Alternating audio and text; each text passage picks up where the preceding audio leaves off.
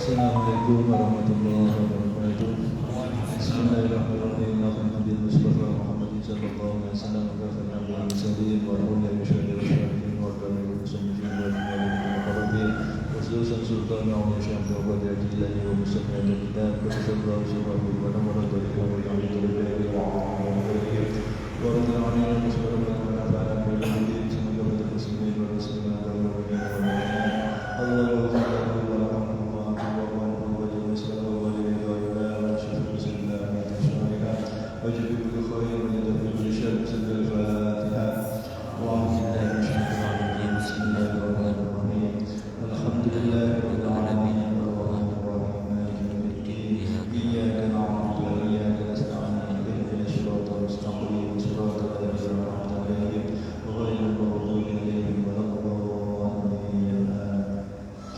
Bismillahirrahmanirrahim.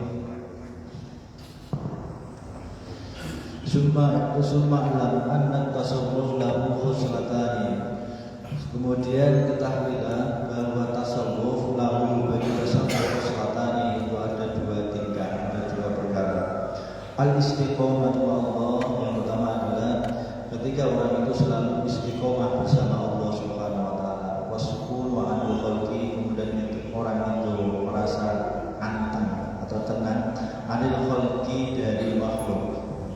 Faman istaqama ma'allahi azza wa jalla wa ahsana khuluquhu bin nasi wa amalahu bil khilmi fa huwa sufiyyun. Faman maka barang siapa istaqama, orang yang selalu istiqomah ma'allahi bersama Allah, wa ahsana dan orang itu selalu memperbaiki khuluquhu akhlak-akhlaknya bin nasi ketika bergaul dengan manusia, wa amalahu dan dia bermuamalah terhadap makhluk tersebut bil khilmi dengan sifat arif, bahwa maka orang tersebut sufiyun, dikatakan orang sufi. Dia Imam Ghazali menegaskan sufi, orang sufi itu mempunyai dua sifat baku, sifat karena ada sufi itu bagian tugasnya hati yang melakukan kesufian itu adalah hati yang bersih, dikatakan sufi. Orang yang hatinya bersih itu tandanya adalah dia selalu beristiqomah bersama Allah. Dalam ayat Al-Quran Allah mengisyaratkan bahasanya adalah innal ladzina qalu rabbuna Allahu tsumma istaqamu. Orang-orang yang selalu berkata, berikrar rabbuna Allah, Tuhanku hanyalah Allah.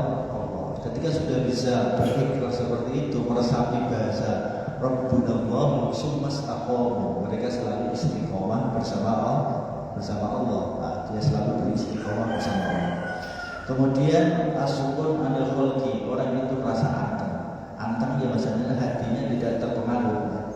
Jadi adalah hatinya tidak terpengaruh ditinggalkan makhluk ataupun tidak diperhatikan makhluk, dicaci maki makhluk atau dihina makhluk ataupun dia dipuji, dia dihalangi ataupun ditolong, semuanya tidak mempengaruhi hatinya.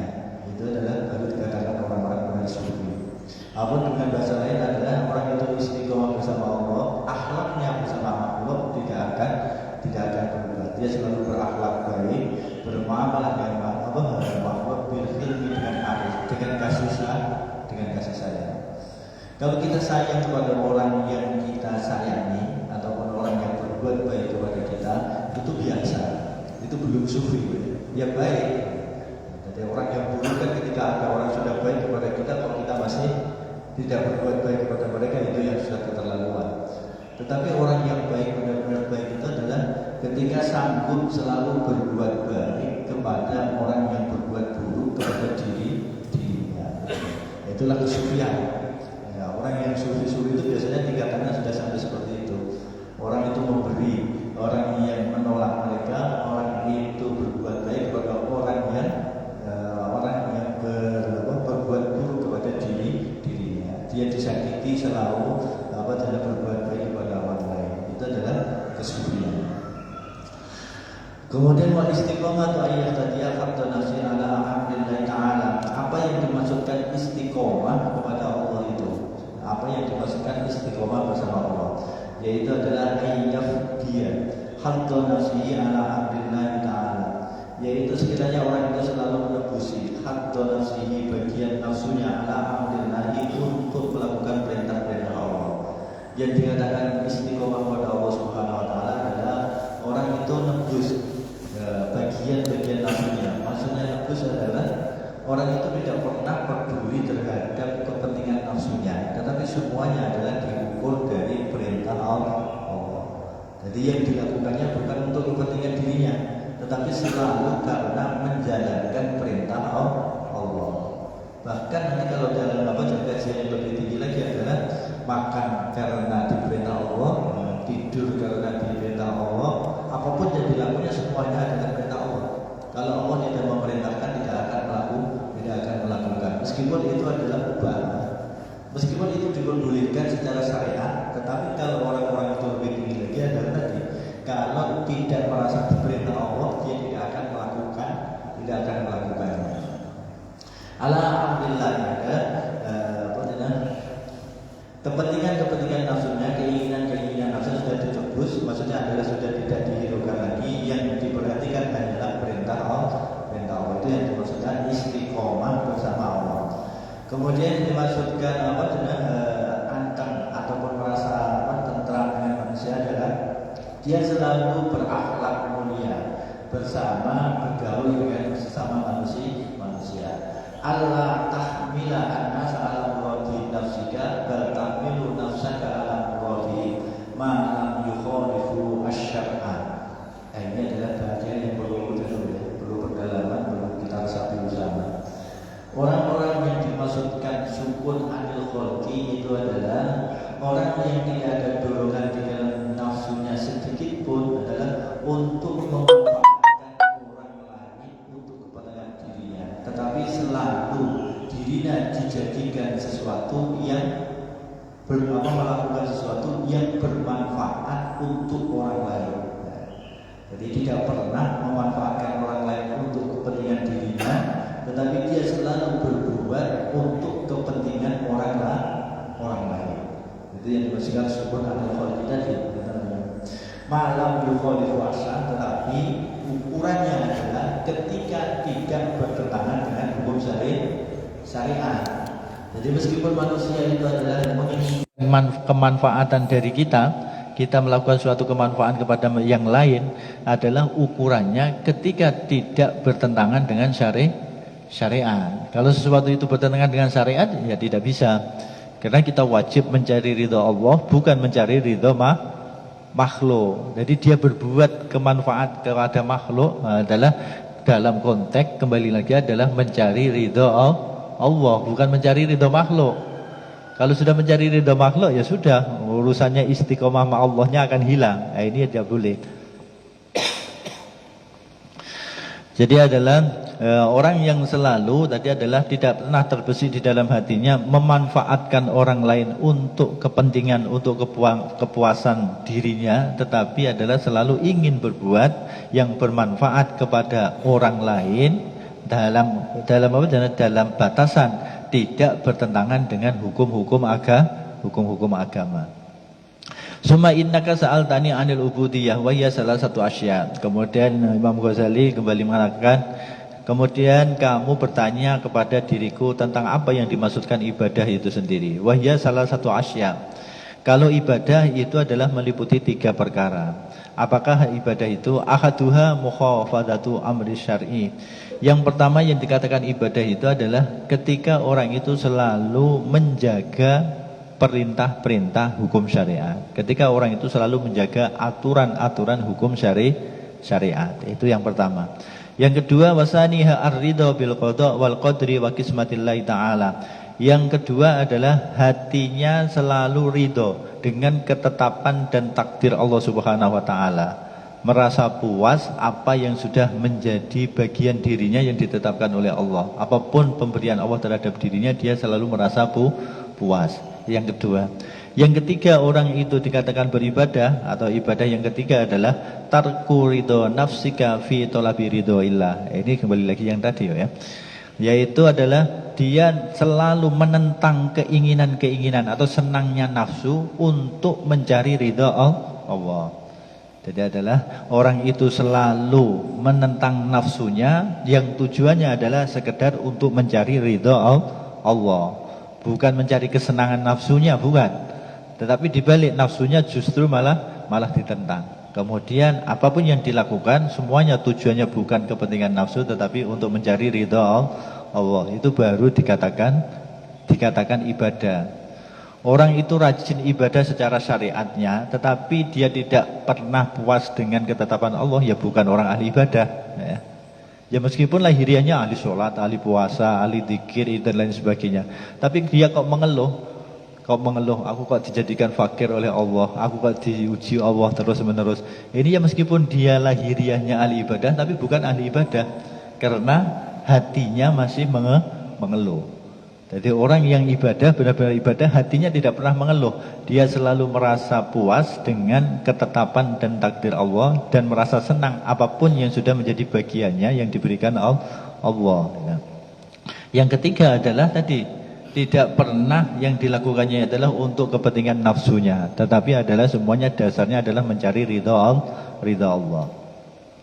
Wa sa'altani 'anit tawakkal wa huwa antas tahkima i'tiqadaka billahi ta'ala fi ma wa'ada, yakni ta'taqidu annama qaddara laka sayasilu ilaika la mahalata wa in ijtahada kullu man fil 'alam ala sarfihi anka wa ma lam yuktab la yasila ilaika wa in sa'adaka jami'ul 'alam. Kemudian Imam Ghazali lagi bertanya, kamu bertanya tentang tawakal, apa yang dimaksudkan tawakal yang sebenarnya itu? Maka Imam Ghazali menjawab, yang dikatakan tawakal adalah antas takima, sekiranya sudah kokoh, kuat, i'tiqadaka, akidahmu ataupun keyakinanmu billahi, dengan Allah Subhanahu wa taala, fima wa'ada, apapun yang dijanjikan Allah. Yakni maksudnya adalah ta'taqida annama qaddara laka sayasilu ilaika la mahalata wa ini jitahada kullu man fil alam ala surfihi angka. Kamu mempunyai sudah keyakinan yang penuh, apapun yang ditakdirkan kepada dirimu pasti akan dapat atau pasti akan sampai pada dirimu. Meskipun semua makhluk berusaha untuk memalingkan sesuatu itu darimu, tetap saja pasti akan sampai pada dirimu. Sebaliknya, apa yang tidak ditakdirkan oleh Allah untuk dirimu, meskipun semua makhluk berusaha untuk menyampaikan itu kepadamu, tidak akan pernah sampai. Itu adalah tawakal kepada Allah. Tawakal kepada Allah adalah bahasanya kita begitu sangat yakin apa yang sudah menjadi ketetapan Allah untuk diri kita pasti sampai pada kita, meskipun semua makhluk yang ada berusaha untuk menghalangi apa yang ditetapkan Allah kepada diri kita.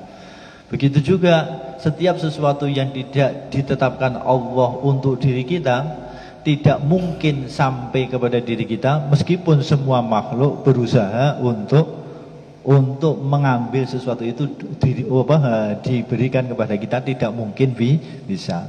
Itu adalah tawakal yang hakiki, itu sebenarnya demikian. Makanya kembali lagi adalah dalam konteks pengertian seperti ini, mari kita ngoreksi di dalam hati kita masing-masing. Mari kita ngoreksi, apakah kita tawakal kepada Allah atau kita tawakal kepada hukum sebab musabab atau tawakal kepada sesama makhluk. Ya paling sedikit adalah contohnya adalah ketika kita sakit. Ketika kita sakit itu tawakalnya kepada Allah atau kepada obat ataupun berobat. Ketika kita lapar, ini yang paling sulit lagi adalah untuk mencerna secara akidah. Ketika kita makan, itu apakah tawakal kita yang mengenyangkan kita Allah atau makanan yang kita makan? Itu yang lebih tipis lagi ya. Padahal kalau tawakal bahasanya seperti tadi yaitu adalah kita yakin apa yang dijanjikan oleh Allah pasti sampai kepada kita. Meskipun semuanya menghalangi, tidak mungkin bisa. Apapun yang tidak ditetapkan oleh Allah tidak mungkin bisa kita dapatkan, meskipun semua makhluk menolong kita. Kemudian wasa'al tani anil ikhlas. Kemudian kamu bertanya kepada kamu tentang ikhlas. Apa yang dimaksudkan ikhlas? Wa huwa an takuna a'maluka kulluha lillahi ta'ala wa la yartaha qalbuka bi mahabbatin nas wa la tubali bi dzammatihim. Kemudian apa yang dikatakan ikhlas? Ikhlas itu adalah ketika semua amal-amalmu itu adalah karena Allah. Hatimu tidak pernah merasa puas dipuji oleh manusia, juga tidak pernah peduli ketika dihina oleh sesama manusia. Itu ikhlas. Ikhlas adalah ketika semua amal yang kita lakukan semuanya adalah karena Allah. Kita tidak pernah merasa puas, tidak merasa senang kalau dipuji sesama makhluk. Begitu juga tidak kecil hati ataupun tidak peduli ketika kita dicaci maki oleh sesama manusia. Ataupun dengan bahasa lain ya tidak terpengaruh sama sekali ya. Ataupun dalam bahasa kitab yang lain itu adalah yang dikatakan ikhlas itu adalah ketika kita dilihat manusia dengan dilihat hewan, ketika melakukan suatu amal ibadah perasaannya sama, tidak ada pengaruhnya sama sekali. Ya ini maksudnya adalah untuk mengukur apakah kita itu sudah benar-benar ikhlas atau tidak, Pak ya. Ya, suatu contoh adalah kita melakukan sholat, ada orang lewat, perasaan kita dengan ketika ada hewan yang lewat itu sama atau tidak. Kalau beda perasaannya, ya berarti sudah tidak ikhlas lagi.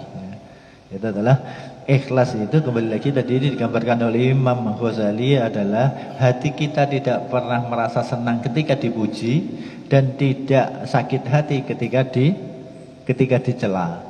Nah, umumnya ya kita mengukur diri kita masing-masing masih sulit untuk ikhlas yang kaidahnya seperti itu ya. Ya umumnya kalau kita kalau umumnya kita dipuji seandainya tidak merasa senang, itu mungkin masih lebih mudah, masih bisa.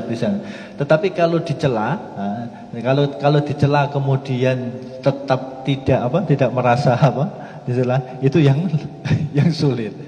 Kadang-kadang orang itu bisa Pak ya, mengendalikan diri ketika dipuji itu dia tidak senang, ataupun kadang-kadang merasa risih ketika dipuji itu masih banyak orang yang bisa mengusahakan seperti itu. Tapi untuk mengusahakan ketika orang melakukan suatu amal ibadah kemudian dicela, tidak peduli, itu yang sulit. Kemudian wa'lam an-riya yatawalladu min ta'dhimil khalqi. Kemudian ketahuilah sifat riya itu timbul ataupun ditimbulkan min ta'dhimil khalqi disebabkan karena diagungkan, dimuliakan oleh sesama makhluk. Makanya kembali lagi adalah kelas-kelas orang yang masih belum ikhlas sebenarnya kemudian ingin mendapatkan perhatian kepada orang lain biasanya sulit lepas dari sifat riya ya.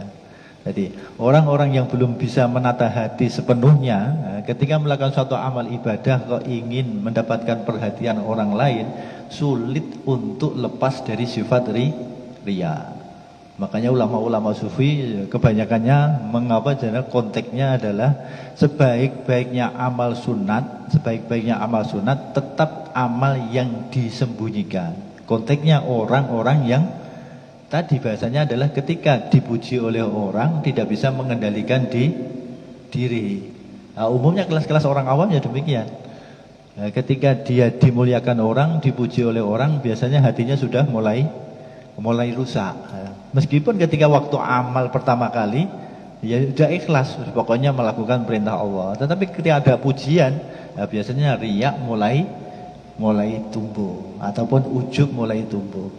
Makanya itu adalah konteksnya ulama-ulama sufi selalu mengatakan adalah amaliyah ataupun ibadah sunat sebaiknya adalah disembunyikan supaya tidak dimuliakan orang, supaya tidak dipuji oleh seseorang, lebih aman.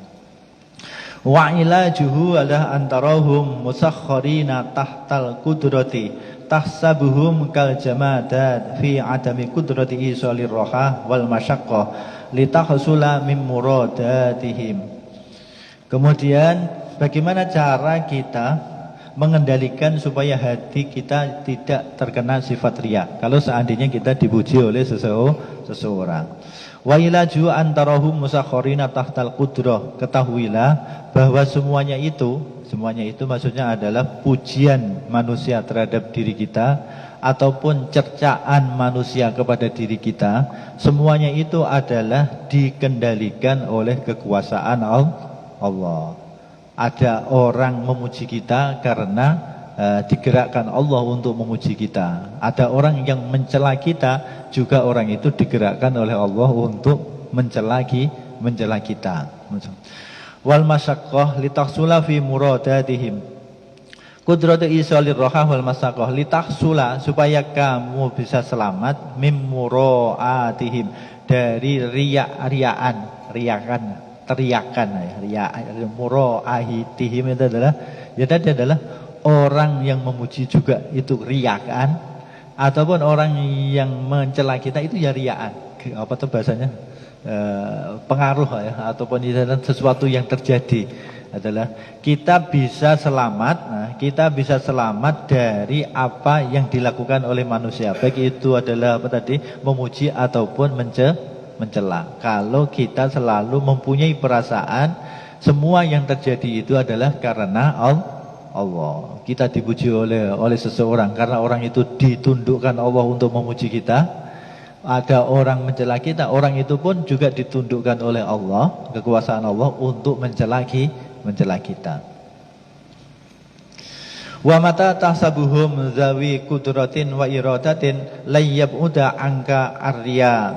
Wa mata tahsabahum, dan selama kita masih mempunyai anggapan,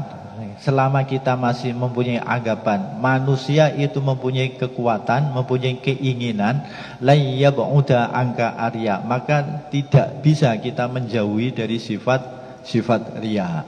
Jadi kalau kita masih mempunyai anggapan manusia itu ada kekuatan, ada keinginan, ya adalah, maka kita sulit untuk melepaskan sifat riya. Jadi tidak ada riya saja semuanya, nanti tawakal dan lain, ikhlas selain dan sebagainya, kembalinya ke itu. Makanya sering yang kami sampaikan dengan bahasa yang simpel adalah untuk menjaga ikhlas itu bagaimana? Untuk menjaga ya tauhid, kembali lagi kepada tauhid ya. Makanya biasanya bahasa begini, Islam iman, Islam langsung dikembalikan dengan iman. Ketika orang itu iman, benar-benar iman kepada Allah, itulah harapannya benar-benar bisa ikhlas, bisa tawakal. Ketika menjalankan hukum-hukum syariat agama Islam, ya sebatas melakukan kalau benar-benar tauhidnya kuat. Tetapi kalau tauhidnya tidak kuat, ya sudah tadi kembali bahasanya adalah ketika ibadah pun sulit untuk terlepas dari riya. Kemudian yang lain dan sebagainya, akhirnya tawakalnya juga bukan karena Allah, tetapi tawakalnya kepada makhluk. Ketika tauhidnya lemah.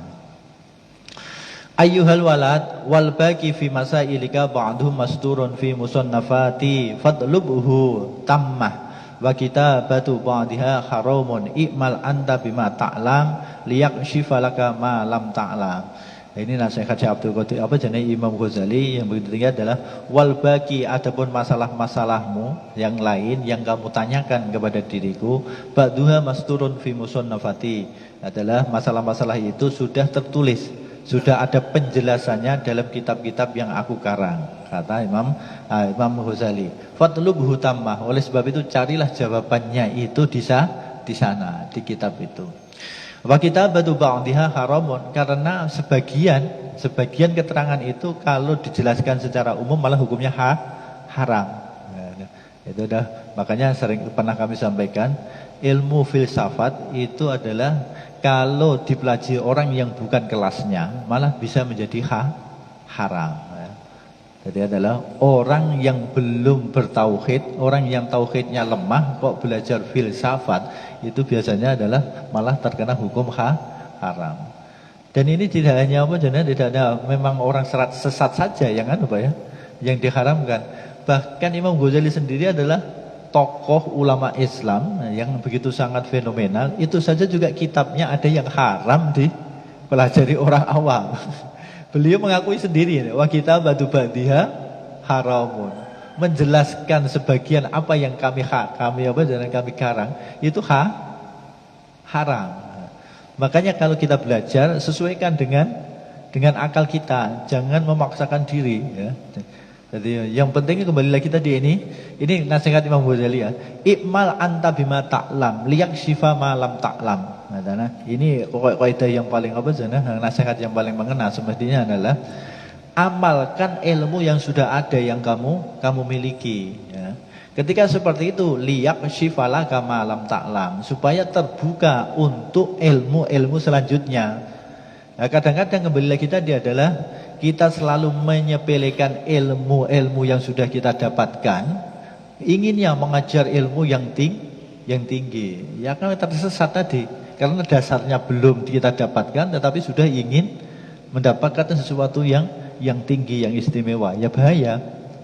Nah, makanya di sini bahasanya adalah ikmal anta bima ta'lam, kemudian liyaksifalaka ma lam ta'lam. Nah, ilmu yang sudah didapat amalkan dengan hati-hati ya, dengan penuh takzim terhadap ilmu. Dengan sendirinya nanti kamu akan diberi oleh Allah ilmu-ilmu selanjutnya. Sama dengan apa yang diungkapkan oleh sahabat Anas bin Malik.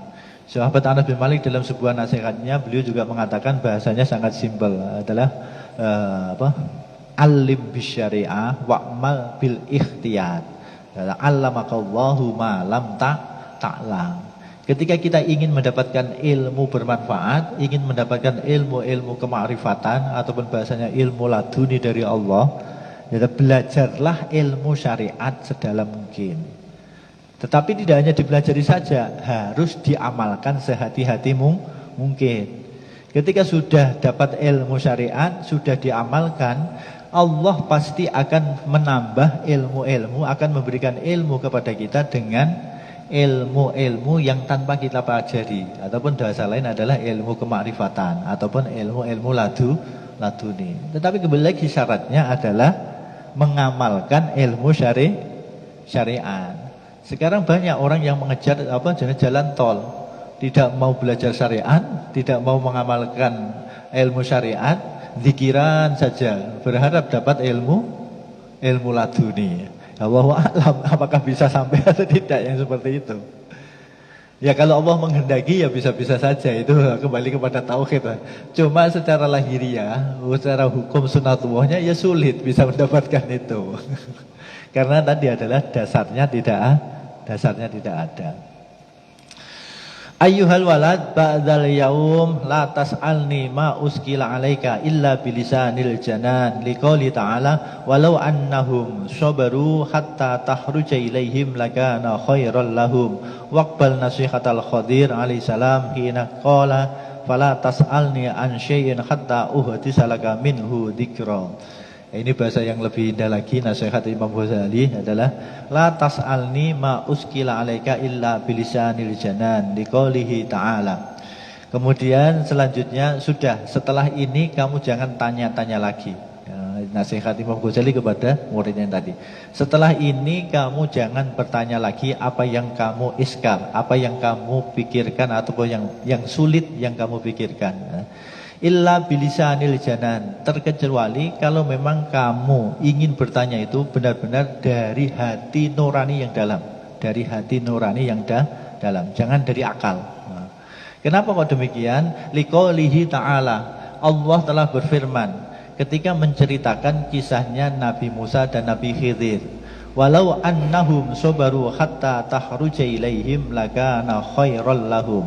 Seandainya kaum itu benar-benar sabar hatta tahruja ilaihim, maka pasti kamu akan keluar dari kaum tersebut, lakana khairahum, itu lebih baik bagi mereka. Waqbal nasihatal Khadir alaihi salam hina qala, kemudian terimalah apa nasihat Nabi Khadir alaihissalam ketika beliau mengatakan, Nabi Khidir mengatakan adalah fala tas'alni an syai'in hatta uhadisalaka minhu dzikra, adalah jangan kamu bertanya kepada diriku tentang sesuatu sampai aku sendiri nanti yang akan cerita kepadamu. Makanya adalah jangankan gelas-gelas orang awam bahasanya ya. Nabi Musa kurang apanya? Nabi Musa itu kurang apanya? Seorang nabi, seorang rasul, bahkan kedudukannya adalah kalimullah. Ketika tergesa-gesa, tidak sabar, beliau pun mendapatkan suatu kegagalan. Nah, umumnya kita kan demikian tadi adalah bahasanya. kita belum punya dasarnya, ilmu yang sudah dapat tidak mau mengamalkan, inginnya dapat yang ilmu yang tinggi, ilmu yang istimewa. Nah, makanya adalah bahasa tadi yang paling yang tepat, apa yang diungkapkan oleh Imam Anas tadi sebenarnya adalah belajarlah ilmu syariat itu amalkan dengan hati-hati. Ketika kamu benar-benar sudah mengamalkan ilmu yang kamu dapatkan, barulah nanti Allah akan memberi ilmu-ilmu selanjutnya. Fala tasta'jil wala tasta'jil hatta tablugha awanuhu. Jangan tergesa-gesa sebelum sampai waktunya. Jangan kamu tergesa-gesa sampai datanglah waktunya. Yukshafu laka wa tarahu saurikum ayati fala tastajilun. Allah mengisyaratkan dah wa tarahu, kamu akan melihat sesuatu itu pada waktunya. Saurikum ayati, aku pasti akan menampakkan kepada kalian semua ayati, ayat-ayatku. Fala tastajilun, oleh sebab itu kamu jangan tergesa-gesa. Atau kalau dalam bahasa qaidah fikih itu adalah manistajala bi syai'in uqiba bi khirmanihi. Itu Pak ya. Ini qaidah fikih adalah barang siapa orang itu tergesa-gesa untuk sesuatu belum sampai waktunya, orang itu pasti akan terhalang sampai tujuannya. Ya malah gagal bahasanya. Ketika orang itu tergesa-gesa untuk sesuatu sebelum masanya, maka dia justru akan berakibat tidak akan bisa mendapatkannya atau terhalang. Manis tak jala bi syai'in qabla awanihi khurima uqiba bi khirmani. Ya, begitu juga sekarang ini. Ada bahasa gini Pak sekarang ya. Ini fenomena. Kita mengkaji fenomena, tapi jangan untuk menghakimi para pelakunya. Pokoknya ini kaidahnya ataupun istilahnya ilmiahnya. Kadang-kadang sekarang banyak orang yang belum tahu syariat, tidak mau belajar syariat. Kemudian bertemu dengan seseorang, ayo kita torekohan, ayo kita biat toreko. Ini sebenarnya kembali lagi tadi bahasanya, tapi jangan untuk menghakimi orangnya. Ini kaidahnya, kita menyampaikan kaidahnya ataupun bahasa aturannya ya. Kalau ada orang yang melakukan seperti itu sudah itu urusan mereka. Cuma tadi bahasa ilmiahnya demikian. Adalah orang yang torekoh itu sebenarnya adalah ketika orang itu tahu syariat. Ketika orang tahu syariat barulah dia bertorekoh. Oh, namanya torekoh itu menjalankan syariat. Nah ini bahasa-bahasa yang seperti ini kadang-kadang kurang sebenarnya. Terus pokoknya torekoh, ahli torekoh itu baik.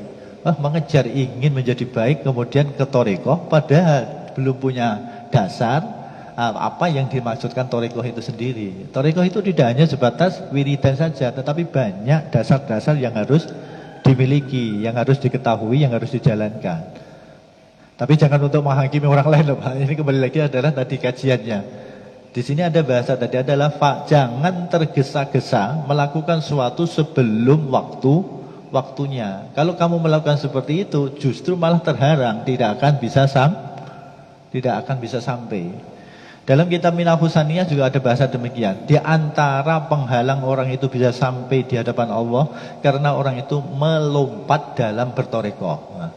Ya kembali lagi tadi, orang bertoreko itu sebenarnya tadi mengetahui hukum-hukum syariat, diamalkan hukum-hukum syariat, kemudian ditingkatkan ke tasawuf dan lain sebagainya. Barulah dia akan bisa sampai.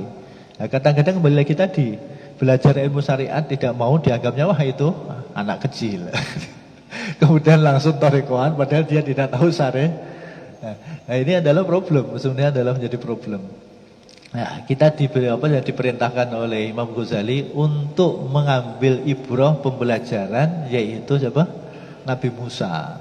Nabi Musa itu kurang apanya? Ketika beliau tidak sabar, ketika diuji oleh siapa? Nabi Khidir saja, akhirnya beliau pun gagal, tidak mendapatkan tidak mendapatkan sesuatu yang diinginkan dari Nabi Khidir. Itu sebenarnya orang yang tergesa-gesa belum waktunya. Fala tas'alni qoblal waqti wa tayaqqan annaka la tasiru illa bisyairi. Kemudian kembali lagi nasihat Imam Ghazali adalah kamu jangan bertanya kepada diriku sebelum waktunya. Yakinlah kamu tidak akan mungkin sampai kepada tujuanmu kan tanpa kamu melakukan sesuatu ya. Jadi jangan hanya dengan teori ilmiah kemudian kamu bisa sampai, tidak mungkin. Ya. Ilmu yang kamu dapatkan amalkan biar sampai. Kalau kamu ingin bertujuan ke tempat sesuatu, jangan pakai ilmu saja, tetapi kamu harus berjalan. Ya, kembali lagi, orang yang ingin dekat dengan Allah itu harus berjalan. Cara berjalannya adalah melaksanakan syariat. Nah, kalau tidak tahu syariat, bagaimana kita bisa berjalan menuju Allah? Illa bisairi liqaulihi ta'ala, Allah Subhanahu wa taala telah berfirman, awalam yasiru fil ardi fayanzuru fa kaifa kana aqibatul muttaqin. Adalah awalam yasiru, apakah mereka itu tidak berjalan fil ardi, di atas bumi, fayanzuru, maka lihatlah mereka. Perumpamaan. Jadi adalah ya begitu mudah. Orang yang ingin menuju suatu tempat ya harus berjalan. Entah itu bagaimana jalannya, tapi ya harus berjalan.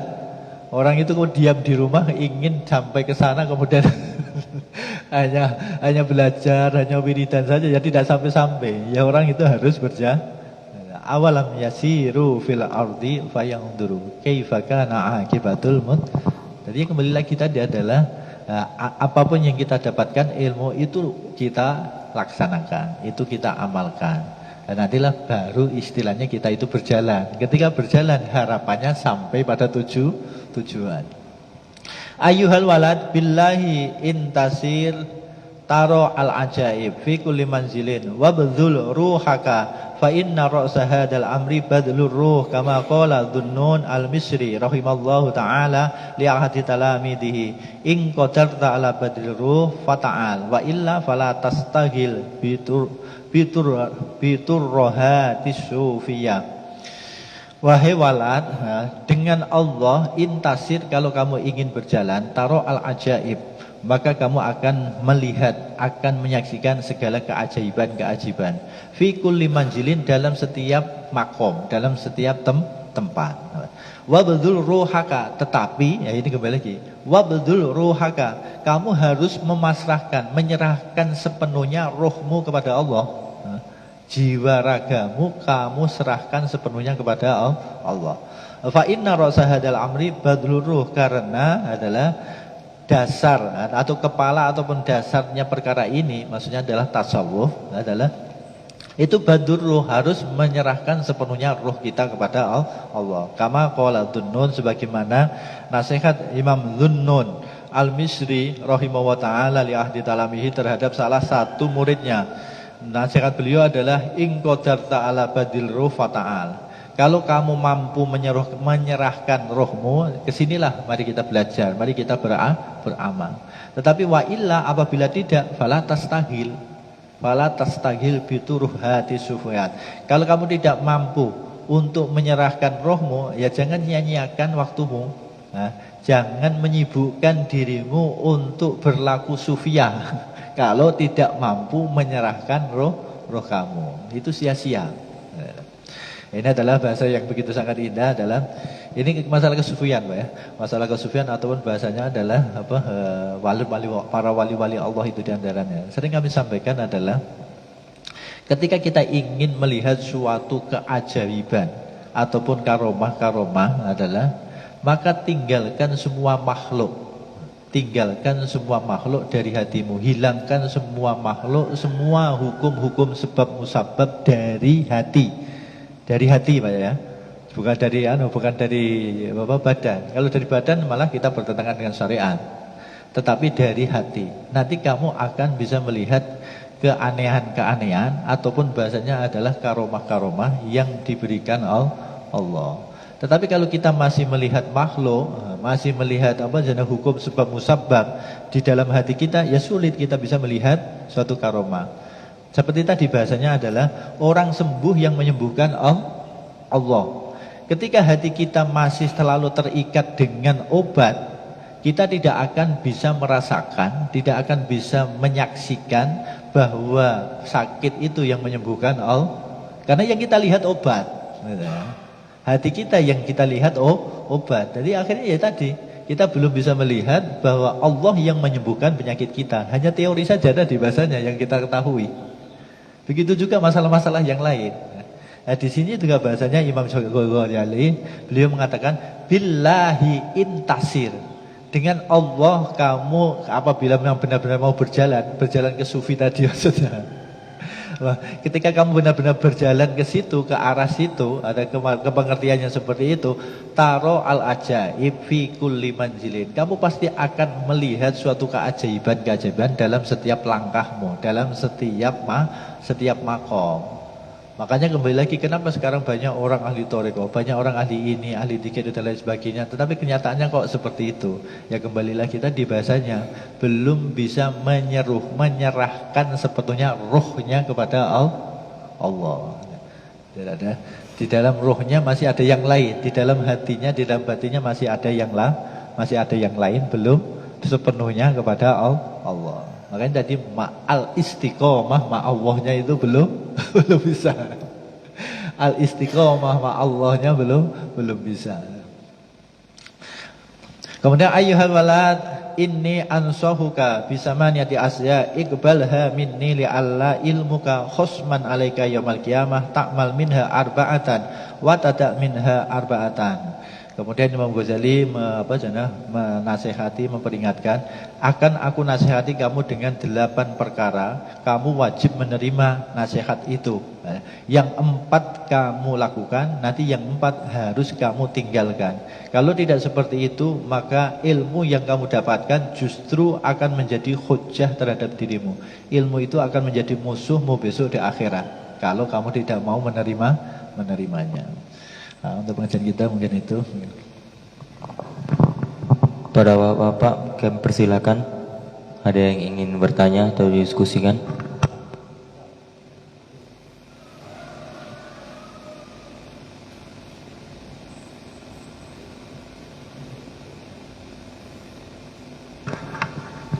Assalamualaikum warahmatullahi wabarakatuh. Di penghujung kajian tadi Pak Yai mengatakan orang berobat kepada seorang dokter dia sembuh.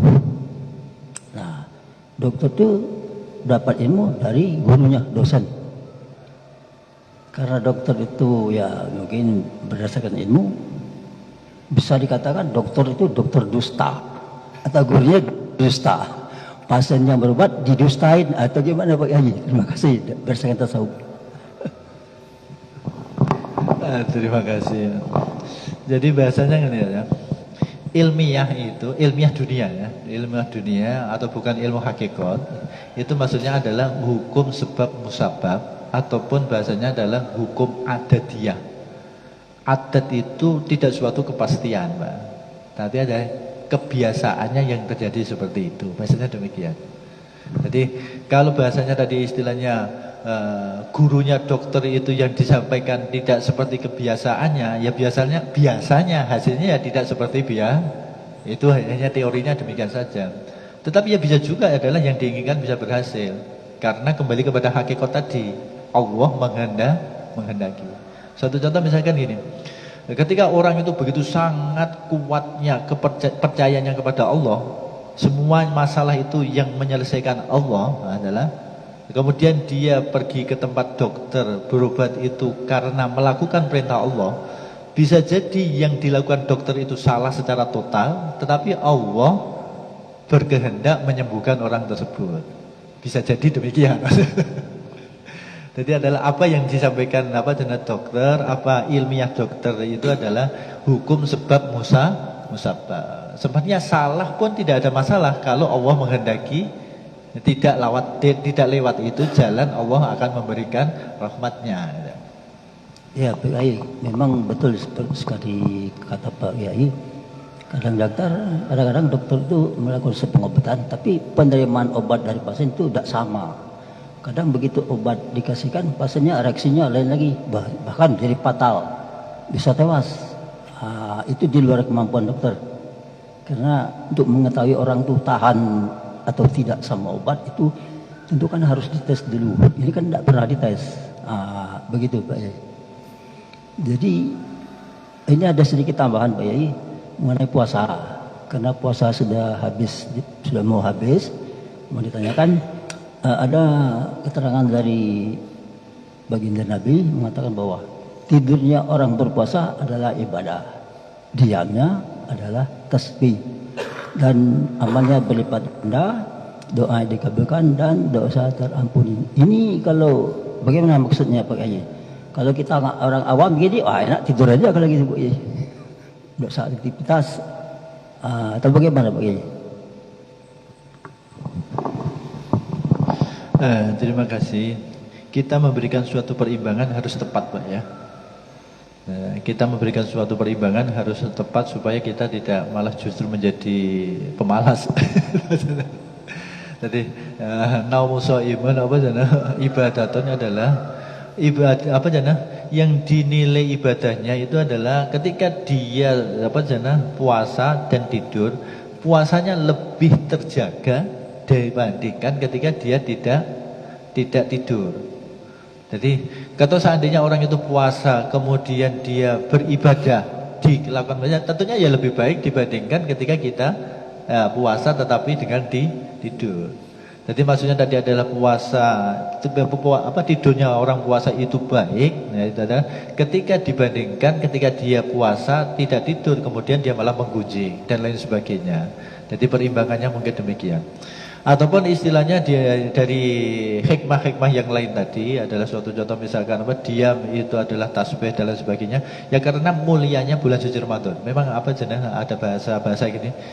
Secara umum Nabi kita Muhammad SAW telah menegaskan dalam suatu keistimewaannya Ramadan untuk umat Muhammad itu adalah dengan bahasa Nabi Syahrul Rajab Syahrullah, Syahrul Sya'ban Syahri, Syahrul Ramadan Syahrul Ummati ya.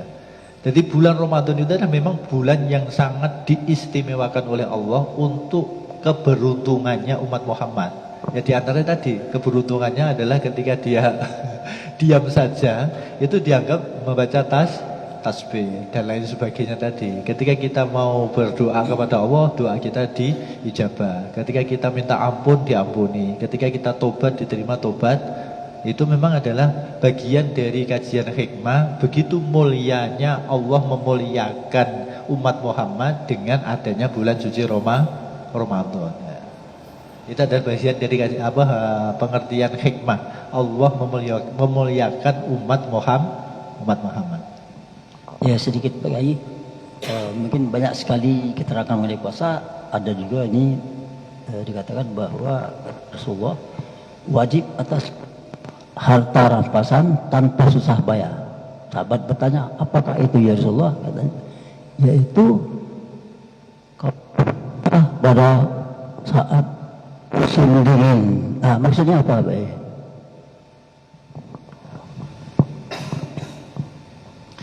Ada suatu keterangan kaitannya dengan masalah keistimewaan Nabi Muhammad itu Pak ya. Jadi antara keistimewaan Nabi Muhammad yang diberikan kepada Nabi Muhammad oleh Allah dan tidak diberikan kepada orang-orang atau nabi-nabi sebelum Nabi Muhammad adalah Nabi Muhammad halal mendapatkan ghanimah itu. Ada keterangan demikian ya, ghanimah. Ghanimah itu barang jenis harta jarahan. Ketika umat Islam perang dengan orang di luar Islam, tentunya ya perangnya li'i kalimatillah tentunya adalah untuk memuliakan agama Allah. Ketika umat Islam menang, kemudian dapat jarahan yang banyak, itu adalah bagian dari jarahan itu adalah menjadi haknya Nabi Muhammad. Humusuh, seperlimanya kalau tidak ada humusul humus, seperlimanya itu adalah menjadi haknya Nabi Muhammad SAW. Dan itu adalah bagian dari hukum yang diistimewakan Allah untuk Nabi Muhammad. Kalau sebelum Nabi Muhammad tidak ada aturan syariatnya seperti itu. Itu yang kami tahu kaitannya dengan masalah keistimewaan Nabi Muhammad tentang masalah jarahan tadi. Jadi barang jarahan, barang ghanimah itu adalah harta rampasan perang. Harta rampasan perang ketika umat Islam itu menang, maka itu adalah nanti dibagi-bagi. Khumusul musuh untuk Nabi Muhammad. Kemudian untuk huzat, fakir, miskin dan lain sebagainya itu adalah ada pembagiannya secara fikih. Ya baik. Berhubung karena puasa hampir selesai, ini kan ada keterangan yang mengatakan puasa itu untuk aku dan akulah yang membalasnya. Terima kasih Pak. Sekian. Terima kasih. Jadi maksudnya adalah itu lebih penekanan kepada kejujuran, kejujuran bagi orang yang puasa itu sendiri. Kemudian begitu istimewanya pembapa jana puasa. Maksudnya bahasanya gini, kadar dari pahala puasa itu tidak ditentukan oleh Allah. Tidak adalah, ya bisa jadi orang puasa itu tidak dapat pahala, bisa jadi pahalanya sedikit, bisa jadi dapat puasanya yang begitu sangat luar biasa. Itu lebih, ya meskipun semuanya nanti semua amal ibadah itu seperti itu Pak, tetap istilahnya ibadah-ibadah yang lain itu masih ada ukuran standarisasinya. Tetapi kalau masalah puasa, standarnya ditentukan oleh orang yang ibadah itu sendiri. Jadi itu urusanku, bahasa Allah gitu ya. Jadi bahasanya adalah masalah ibadah puasa itu adalah urusanku. Jadi aku yang balasnya. Kalau ibarat orang bekerja bahasanya demikian. Sudahlah pokoknya kamu bekerja. Masalah apa jenis gaji itu urusanku. Bahasa orang apa jenis pekerja duniawi itu seperti ini. Kalau umumnya kan orang bekerja, ya kamu bekerja seharinya nanti sekian. Nah, kaitannya dengan puasa, ibarat bekerja, yang penting kamu bekerja. Nanti masalah itu urusanku. Jadi maksudnya suatu keistimewaan yang luar biasa seperti itu. Ya, seperti Pak Kiai katakan sebentar ini, orang berpuasa nggak dapat pahala. Apakah sama tadi orang bekerja nggak dapat gaji? Jadi sia-sia atau bagaimana? Capek aja gitu tuh, Pak Kiai. Bisa jadi Pak. Itu juga diisyaratkan oleh keterangan Nabi Muhammad SAW, kam min so'imin laislahu min syami illal ju' wal atos. Banyak orang yang melakukan puasa tetapi dia tidak dapat balasan terkecuali hanya sebatas lapar dan dahaga. Dicontohkan oleh Nabi adalah ketika orang itu puasa masih melakukan dosa-dosa besar. Dicontohkan lagi adalah dosa besar itu yang disyaratkan Nabi adalah orang puasa tetapi kok perkataannya dusta. Itu yang tidak dapat pahala puasa.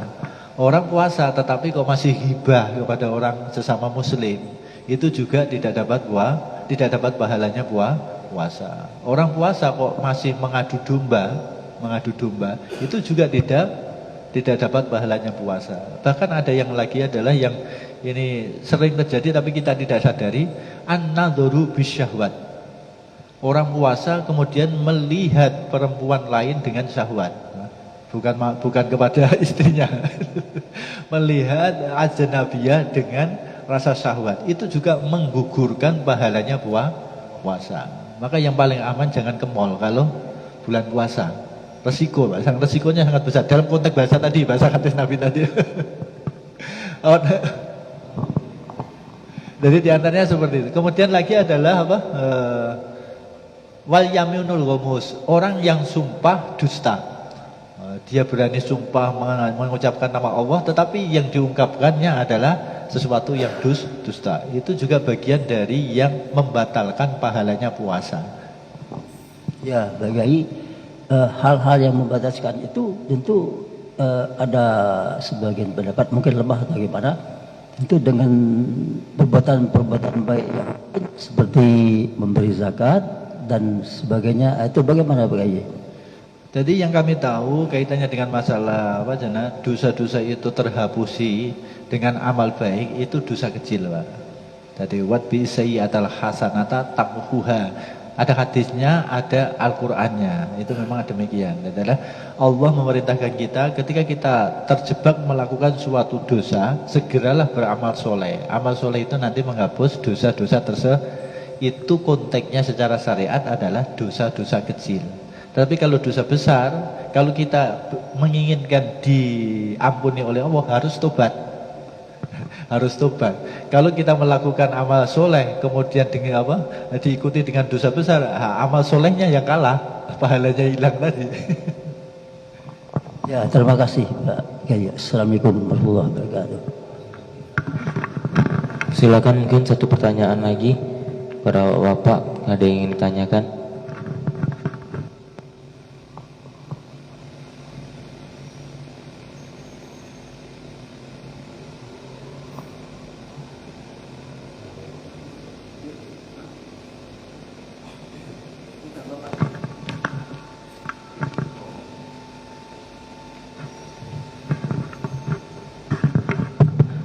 Bismillahirrahmanirrahim. Assalamualaikum warahmatullahi wabarakatuh. Ingin bertanya Pak Kiai, tadi pagi ini Pak Kiai membahas menyangkut masalah ikhlas, ujub, riya. Itu kalau kita perhatikan, itu semuanya pekerjaan hati kan. Sementara ibadah yang kita lakukan, kalau tidak ikhlas dan ada riya, ujub situ, itu nggak akan diterima. Ya Pak Kiai, akan atau berdosa. Nah, sementara orang awam, setahu saya kalau ibadahnya seperti yang dilakukan seperti biasa, belum sampai ke level ibadah yang seperti makomnya ma'rifat. Kalau ma'rifat kan mungkin lebih ini lebih dalam kan, artinya mungkin untuk semua bisa terhindar lah masalah dia bisa lebih ikhlas, riya pun dijauhi, ujub juga. Nah, terus apakah untuk yang awam ini tidak disegerakan atau dimotivasi untuk supaya lebih meningkatkan dalam menuntut ilmu menuju ke marifat? Karena kalau enggak rasanya ya seperti kita lah mencoba ikhlas, riyanya yang kena. Coba riya, ternyata enggak husuk. Jadi dalam apa ini timbul ada ketidakikhlasan. Nah, itu mohon penjelasan Pak Kiai. Assalamualaikum warahmatullahi wabarakatuh. Terima kasih. Ya memang sebenarnya demikian Pak. Cuma kadang-kadang dulu memang ada apa persepsi yang sudah bahasanya salah kaprah. Persepsi salah kaprah adalah ada persepsi adalah wah tasawuf itu adalah orang-orang yang kelasnya tinggi. Orang itu harus ustadz-ustadz kiai baru ke tasawuf. Padahal sebenarnya enggak. Ketika orang itu sudah bahasanya tadi apa mukallaf, sebenarnya harus membekali diri dengan tasawuf. Karena kembali lagi tadi, ketika orang itu sudah wajib ibadah, kemudian ibadahnya tidak ditasawufi, akan sia-sia ibadahnya, kaitannya tadi tidak mendapatkan pahala. Sebenarnya demikian kaidahnya. Cuma kembali lagi tadi adalah ada persepsi salah kaprah, wah orang awam itu tidak perlu tasawuf. Padahal tasawuf itu sebenarnya kewajiban bukan orang khusus bukan. Tapi setiap orang yang mukallaf sebenarnya sudah harus membekali diri untuk bertasawuf supaya benar-benar amal ibadahnya itu bernilai di hadapan Allah. Ada bahasa yang lebih yang lebih tinggi. Kaitannya nanti motivasi tasawuf itu adalah innallah, hadis Nabi, innallaha la yanzuru ila suwarikum wala ila a'malikum walakin yanzuru ila qulubikum. Ini adalah yang sangat tegas malah kaitannya dengan ketasawufan adalah sesungguhnya Allah itu tidak melihat bentuk rupamu. Allah tidak melihat amal perbuatan yang kamu lakukan. Tetapi yang dilihat oleh Allah adalah hatimu. Ini kembali lagi tasawuf tadi. Ini hadis. Innallaha la yanzuru ila suwarikum wala ila a'malikum walakin yanzuru ila qulubikum. Sesungguhnya Allah itu tidak melihat bentuk rupamu. Allah itu tidak melihat amal-amal yang kamu lakukan, bukan. Itu urusannya malaikat. Amal perbuatan ini urusannya malaikat. Nanti kita bicara ini yang catat malaikat, kita melakukan ini yang mencatat malaikat. Tetapi yang diperhatikan oleh Allah adalah ila qulub. Nah, makanya kita kembali lagi tadi wajib tasawuf kaitannya dengan masalah yang seperti ini. Ada bahasa ini juga istilahnya adalah di dalam kitab Nashihud Diniyah. Imam Al-Khattab itu menggambarkan demikian. Orang ibadah itu sempurna itu harus ditunjang dua masalah. Nah, ibadahnya itu sempurna itu harus dua masalah. Suatu contoh masalah sholat. Ada sholat suratun dohiratun wa haqiqatun batinatun. Sholat itu nanti ada nilainya di hadapan Allah kalau dua-duanya dilakukan. Satu sholat secara syariatnya, berarti amal lahiriah, kita takbiratul ihram dan lain sebagainya sampai salam itu harus dilakukan. Kemudian yang kedua haqiqatun batinatun. Hakikat di dalam hati kita ikut sholat atau tidak. Ini kembali lagi kadang-kadang diistilahkan dengan bahasa khusyuk. Nah, adalah kadang-kadang diistilahkan dengan bahasa khusyuk. Orang itu sholat tetapi hatinya tidak ikut sholat, ya. Allah tidak melihat orang itu sholat. Yang dilihat adalah hatinya. Kemudian ada bahasa lagi Di dalam ayat Al-Quran kaitannya dengan masalah ketasawufan tadi adalah ketika ada orang korban, kemudian Allah menegaskan dalam sebuah ayatnya adalah layyana lallaha luhumuha wala dima'uha walaki yanaluhut taqwa minkum. Yang sampai di hadapan Allah Subhanahu wa taala bukan darah yang dialirkan dari hewan korban, bukan daging yang dikorban, tetapi adalah rasa tunduk patuh yang ada pada dirimu melakukan perintah. Ini kembali lagi tasawuf lagi ya. Jadi tasawuf itu bukannya kewajiban kelas-kelas khusus, bukan. Setiap orang yang melakukan amal ibadah sudah berkewajiban beribadah sebenarnya harus membekali diri dengan tasawuf supaya amal ibadahnya itu benar-benar dinilai di hadapan Allah.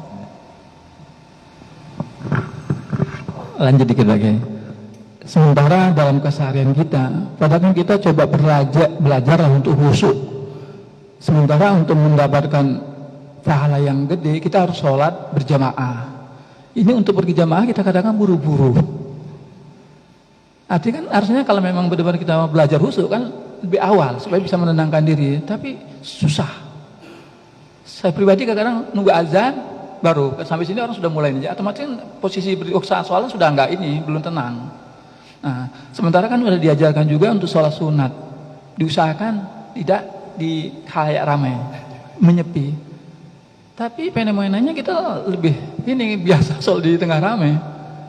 Nah, itu gimana supaya ini Pak ya, rasanya supaya kita belajar menjadi lebih baik lah. Karena kayaknya ini hampir sebulan ngaji. Saya takutnya habis ngaji ini sebulan biasa juga nggak ada ininya. Terima kasih. Assalamualaikum warahmatullahi wabarakatuh. Terima kasih. Jadi bagaimanapun juga ketentuan hukum syariat yang sudah ditentukan oleh Allah kita tidak boleh mengabaikan lah ya. Ya, bahasanya tadi ada suatu contoh adalah sholat berjamaah. Sholat 5 waktu berjamaah itu adalah hukum syariat yang sudah ditentukan oleh Rasulullah. Ya tetap kita adalah harus mengutamakan itu. Karena itu Islam tidak hanya untuk pribadi, tetapi Islam untuk umum. Kita harus memperhatikan syiarnya Islam diadanya juga adalah dari syariat itu sendiri. Makanya kalau bahasa Mbak Maimun itu adalah ya tadi apa yang diungkapkan itu juga menjadi suatu pemikiran dan sudah pernah diungkapkan oleh Mbak Maimun juga, bahasanya demikian. Kalau kita sholat berjamaah rame ini itu dan lain sebagainya, menjaga khusyuk itu biasanya ya memang sulit. Nah, kalau kamu ingin khusyuk, ingin sepenuhnya ibadah kamu sempurna, lakukan sholat sunat di rumah. Tapi jangan tinggalkan jamaah. Kan jamaah itu juga perintah syariat. Kalau ingin mendapatkan kualitas lebih dan lain sebagainya adalah ya sudah lakukan sendiri di rumah kaitannya dengan yang diperintah di rumah. Ya kembali adalah ibadah-ibadah sunat tadi. Tapi jangan mengabaikan syariatnya. Jadi bahasanya seperti itu. Alhamdulillah, mungkin kita cukupkan pengajian subuh kita pada pagi hari ini. Mungkin kita berjumpa di esok subuh yang akan datang. Terima kasih, mungkin tolong doanya Pak Kiai untuk keberkahan. Bismillahirrahmanirrahim. Alhamdulillahirabbil alamin. Hamdan syakirin, hamdan na'imin, hamdan yuafi ni'amahu wa yukafi mazidah. Ya Rabbana lakal hamdu kama yanbaghi lijalali karim wa 'azimi sultanika. Allahumma shalli ala sayyidina Muhammad wa ala ali sayyidina Muhammad. Allahumma ya Allah ya Fattahu ya Alim. Allahumma aftah lana futuhal arifin warzuqna fahman nabiyyin wa 'allimna fi ta'wil wa faqihna fid din. Allahumma ja'alna waj'al auladana waj'al talamidzana waj'al dhurriyyatana min ahli ilmi wa min ahli khair wa min ahli Qur'an wa la taj'alna wa iyyahum min ahli syarri wal dhari wa tughyan. Allahumma hadina siratal mustaqim. صراط الاستقامة والتوفيق صراط الإخلاص والتسليم صراط الذين أنعمت عليهم اللهم ارزقنا التقوى والاستقامة وحسن الخاتمة بجاه سيدنا محمد صلى الله عليه وسلم بالشفاعة اللهم ربنا آتنا في الدنيا حسنة وفي الآخرة حسنة وقنا عذاب النار سبحان ربك رب العزة عما يصفون وسلام على المرسلين والحمد لله رب العالمين تقبل الله منكم منا ومنكم تقبل يا كريم.